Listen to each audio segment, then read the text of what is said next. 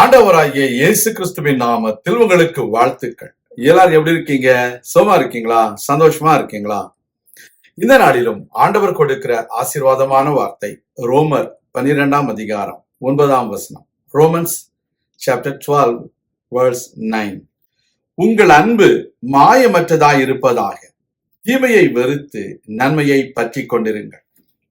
அருமையான தேவனுடைய பிள்ளைகளே, நாம் ஒருவரிடத்தில் அன்பு கூறும் பொழுது அது மாயமற்ற அன்பாக இருக்க வேண்டும். Let your love be true. There are times people say one thing but they do something which is contrary to what they said. சில மனிதர்கள் தாங்கள் சொல்வதற்கும் அவர்கள் செய்வதற்கும் சம்பந்தம் இல்லாதபடிக்கு முரண்பாடாக செய்வார்கள். அது மாய்மாலமான அன்பு. ஆண்டவர் சொல்கிறார், உங்களுடைய அன்பு மாயமற்றதாய் இருப்பதாக. We should not be hypocrites. If you say you love God, you do whatever pleases God. Otherwise, our love is not true. The same way applicable to the people also. We say, we love you, brother, we love you, sister, but we do something contrary to our words. We don't really love them the same way we said. That is not true love. The word of God says, let your love be true. அதோடு மாத்திரமல்ல, தீமையை வெறுத்து நன்மையை பற்றி கொண்டிருப்போம். We need to hate evil but cling on to good. Somebody does evil to us, we should not do evil to them. We should do good to them. Because they are ignorant, because they are not following God's word, we should not be also like them.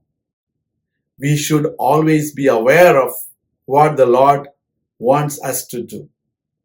We should always do whatever the Lord expects us to do. That is what hating evil, doing good. There are times people, they do not hate evil. They do evil for evil. But the word of God is very clear. We need to do something good for those who do evil to us. இன்றைக்கு நம்முடைய வாழ்க்கையில நமக்கு தீமை செய்கிறவர்களுக்கும் நாம் நன்மை செய்வோமே என்றால் பரலோக தேவனுடைய பிள்ளைகளாக நாம் மாற முடியும். காரணம், பரலோக தேவன் நல்லோருக்கும் தீயோருக்கும் அவர் மழையை பெய்யச் செய்கிறவர். நாமும் அப்படி வாழ்வோம். ஆண்டவர் நம்மை ஆசீர்வதிப்பார்.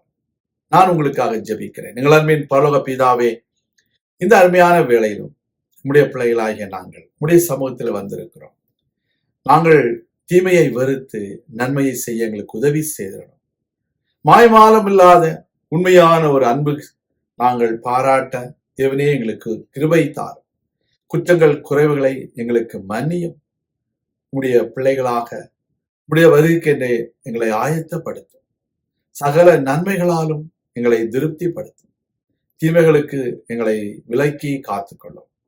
இயேசு கிறிஸ்துவின் நாமத்தில் ஜெபிக்கிறோம் எங்கள் நல்ல பிதாவே, ஆமேன். கர்த்தர் தாமே உங்களை ஆசீர்வதிப்பாராக. ஆமேன்.